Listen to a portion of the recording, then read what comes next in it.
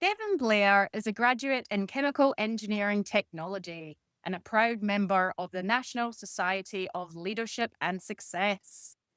After a few life changing experiences, he made the leap into the entertainment world. The journey wasn't linear, but through trial and error, he found his way into podcasting. And that's how Chemical Rocketeers was born. Today, Devon travels across cities and countries, pushing boundaries in the sci fi audio space and working to leave a lasting mark through immersive, story driven content. Welcome to the Hybrid Author Podcast, Devon. Yeah. Oh, we're thrilled to have you here and very intrigued about these life changing experiences that got you into storytelling and podcasting. Do share. Yes. So the way I got into storytelling podcasting, I was actually working my way around the entertainment industry. And as said before, a lot of trial and error and how I got into it. After taking some time off from grinding the work earlier before I even came into the industry itself, I felt the urge to build something of my own.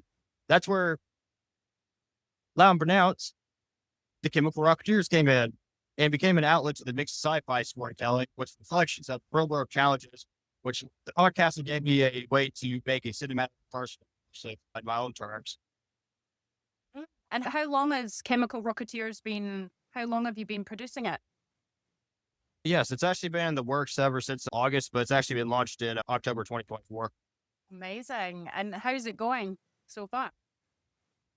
The content and everything else is really spark on it, but it's just more like trying to get more of that special niche of a shout out to pushed out there for you.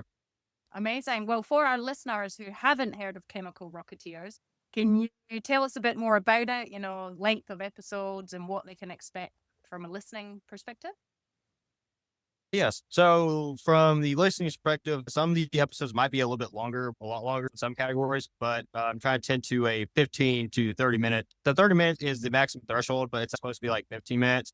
It's like watching a TV show on the television, but it's more like audio. I mean, once I can get an animation team, that's when sparks flies can fly. Oh, well, fantastic. Go ahead. You finished? Oh, my apologies. I thought so. The way they can get into it is more because of the similar experiences and type of suggestions like that. It's a relating experience. It's very unique and really well done. Congratulations on that. So, from a storytelling perspective, and obviously you're the podcast host, what do you think makes podcasting such a powerful medium for connection? Have you discovered that?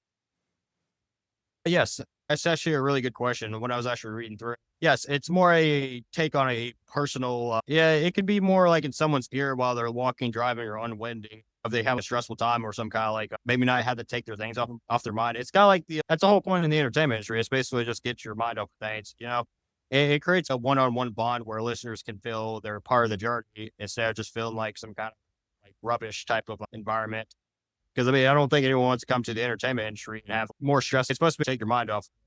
For me, podcasting isn't just about entertaining. It's also letting people feel seen and even the fictional universe of itself. Mm. And how have you drawn on your engineering background in creating the podcast? Yes, actually part of the chemical engineering. I took the chemical from chemical engineering and I basically just like squished that off and then basically played that right on. And it basically in the chemical engineering, it mixes things together between one category to another. Combines it. Yeah, that's really interesting. So, how did you come up with the idea? Well, kind of a stereotypical way of thinking is just, like I said before, it took more like just a lot of trial and error throughout the entire works. I just didn't want to rush into the podcast world without having some kind of foundation.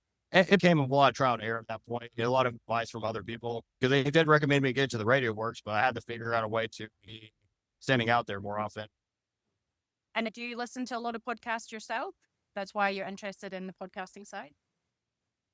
Actually, a fun fact, I don't really listen to podcasts as much. If I do, it's more about psychology, so maybe finances.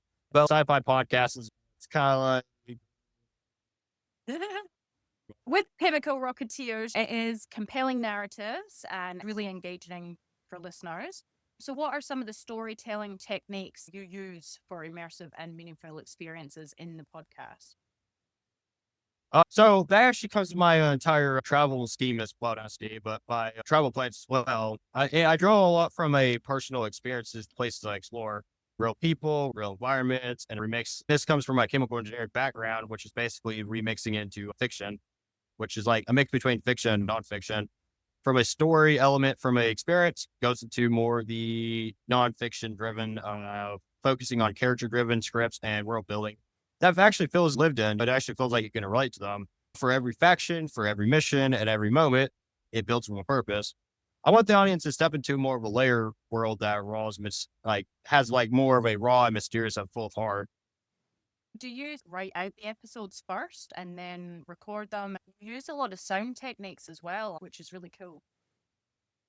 Yes, that's actually a good stepping up question. So the way how I do my entire things, usually I just like tend to explore an area and all that kind of stuff. Think of like a scout, a military base and all that kind of stuff. They scout out an area. That's basically what I do is basically scout these events and like experiences and write them out from like the experiences I have. And then I go into a board again, which I have a producer that helps me out early at the moment.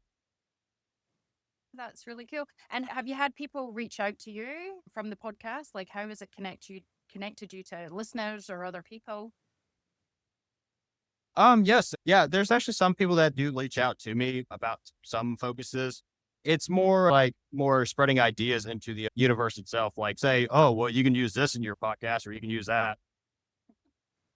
So they're trying to collaborate. Yeah, and that's the entire beauty of the Chemical Rocketeers universe. I mean, it's not just a podcast, it's more of a show and tell type deal. It's very flexible in my formula that I can correct into mixing into the universe.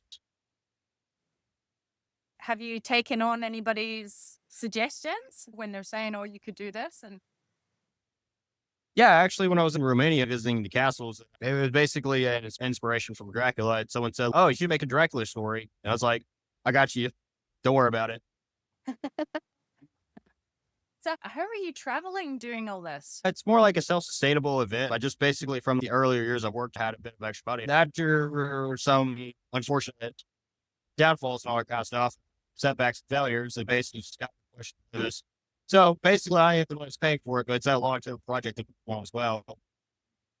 And so, where are you traveling to next? And where are you? What's your route? Oh, yes, that's actually a really good question. This one might spark a few lines here and there, but I am actually getting prepped up for next week if everything goes good because I still have to get my visa for next country. The next country is going to be Afghanistan. Wow. J- Just for the record, he's in Dubai right now. And where you came from Israel before, didn't you? Yeah, it was actually, yeah, my whole starting track has been like, of course, the United States, Colombia, which is South America. Then I had to go back to the United States and actually grab a few things.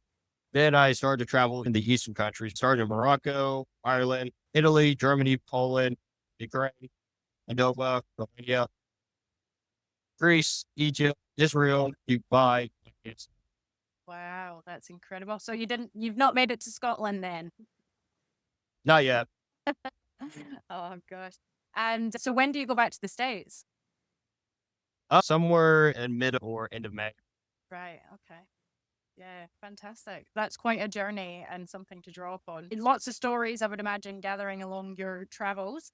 In terms of our listenership here, authors, creatives, and things like that, looking to leverage podcasting as a storytelling tool, what advice would you give for them to craft engaging content that resonates with an audience? You know, your storytelling in your episodes. Do you have any advice for other listeners who wish to do the same thing, obviously in a different niche? Oh yeah, I think a lot of people always struggle with that because it's either they don't really try things, or they just don't think about it because they feel like.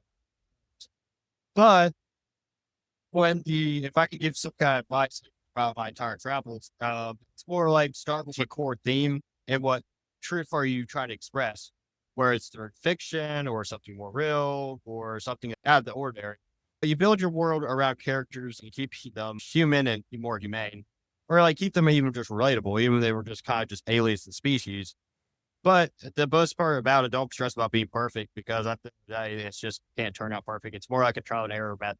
I remember my earlier episodes from episode one, I didn't even start into a story. It was actually more a script, but then I started getting more episodes and like I started looking at the older ones. I was like, we all have that kind of cringe factor and all that kind of stuff, but it's more about being focused on being authentic and most importantly, stay consistent and true to your own tone and style. Right? Yeah, that's excellent advice. Absolutely. And do you see your podcast going into, like, you've written lots of scripts and lots of different episodes? Would you put it into a different format, say like a book or a film, or have you thought about that? Yeah. Yeah, I mean, of course. Well, it's kind of like trying to strike my like in California and Hollywood and all that kind of stuff, and hopefully get some more spark in mind. Setting up shop in Hollywood, even with me doing all this kind of stuff, and then to be honest, I never really questioned it once on all that kind of stuff. I mean, sure, of course, setbacks will happen. It can turn into many things: animation, video games, sports. I have all the characters, all the content. I just need more of that shout out. Have you pursued that in any way? Are you making connections with other people with the podcast, like saying, "Hey, this is my podcast in Hollywood"? Have you reached out or not yet? Not specifically in Hollywood because I'm building myself up to that point and taking steps to get there, because I mean, I'm not in no rush to get in there. I'm just kind of like, taking steps. I have this email list that I reach out to other podcasters and all that kind of stuff because I just had a couple like last more for like last few months and all that kind of stuff and just do cross collaboration. That's what I was suggested to do right now. Yeah. And are you reaching out to podcast people as well, or just in the Yeah, audience, everyone? yeah, like podcast people like you. Not too long ago, I had another one. Can't remember the name, but there's another podcast similar like yours. I just jump onto the podcast, reach out, and then talk about each of the podcasts and go forth from there. If that makes sense. Yeah, absolutely does. How do you have them on your podcast? How does it work for them to come on mine? How does it work if someone goes on yours? It's more like a storytelling thing, isn't it? Well, that's kind of the whole thing. It is a podcast, but it's more like a show. They have voice characters and all that kind of stuff. It's basically like showing off a voice actor, like how they have a casting director. They pick people that get the best character. I mean, it's not even necessary to play as a voice character. It's also, I can actually implement ways into my storyline, like say like, oh, I had this one podcaster or this one character act to this podcaster and somehow I can mold into it. That's cool. Yeah, I like that. So it sounds like you're using your podcast not just to showcase, obviously, your passion and what you want to do, but connecting with other people as well is, and not just people connecting with you, but you're using it to connect with other people. I've found my podcast, which is 4 years in May, crazy, been doing it for that long. There's just so much come out of it. So many connections I've made through the power of podcasting. It's definitely a really powerful medium to get what you want to say out into the world. Absolutely. I was looking back at your entire podcast. They actually seemed pretty actually well fitted for it. My time jumping on. I had a podcast interview like last night, but unfortunately he had to cancel like last night, which I still have to reschedule him with all this other kind of mumbo jumbo. But that's besides the point. Oh, good. Oh, that's amazing. Well, do you have any other tips or any other podcasting connection advice you want to share, Devin? I think that's pretty much straightforward. If I ever get more into talking, to be rambling at this point, just take for hours and hours. Because I mean, I just like unloads like so much, but it's like that's kind of the whole straightforward thing. It's more about being authentic and consistent. Yeah, and that's good. So, how far in advance have you scripted your podcast, Chemical Rocketeers? Is it season two? Yeah, because season one's actually wrapped up. My producer, I mean, usually for each episode, it's supposed to be released like bi-weekly and all that kind of stuff. Which I'll have to look into other means, but that's kind of like a different storyline. But yeah, it's actually in season two and actually just working around the entire clock, just making the scripts for those, which I haven't written these scripts for the entire season just yet because I'm taking my time. Because I'm basically what I did was from each area and location I go to, I took the field reports, which are side missions, to actually expand more the lower the main because like the episodes that you listen to like right on YouTube and Spotify, those are basically the main episodes, like the main storyline. But when you get into like reading on Facebook about the side stories that I post, those are basically the side missions that the characters can evolve and get to know more well about. Wow. Yeah, it seems a lot of work. Yeah, tell me about it. And how But I can handle. yeah. And do you see, like, is your mind just exploding? You've got so many seasons to come, do you think? I know you're taking your time, but do you think this is going to continue and continue and continue? Of course, finances is a very big part of it. But if I can actually get the sponsorships and contracts line up, then everything else will go good. At the end of the day, I've been pretty satisfied with it. It's just something nice for me to have to wake up in the morning and just like if I have to like work some kind of 9 to 5 job or do something like else, to make ends meet or like whatever. Because like I said, this is like self sustainable. It's they just doing this. And of course, I had some unfortunate fall downs here, but this. But like I said, at the end of the day, I mean, it's either something you have, or something. So far, plan for like 4 seasons, stuff, but it's just a very slow and steady race. You know what I mean? I'd say, well, what do they say? It's about the journey or the adventure, not the end result. That is true. I'm very Yeah. impatient. Yeah. That's fantastic, David. And your Chemical Rocketeers is quality listening for anybody out there who hasn't given it a go. Listen to it now. It's fantastic. Thank you, Devin, so much for your time and expertise. Can you tell our listeners where can they discover the podcast and everything you do, on and offline? Oh, yes. So where you can find, so for all the listeners out there, you can find the let me get myself racked up for this one. Let me add this one on. So yes, all listeners can actually take a deep dive into Chemical Rocketeers on Spotify, YouTube, Apple Podcasts, pretty much all major platforms you think of. Just search it, Chemical Rocketeers or Chemical Rocketeers Podcast. Check it out. Amazing. Well, thank you so much, Devin. That was wonderful talking to you. Hey, you too, Joanne. I really do appreciate the opportunity.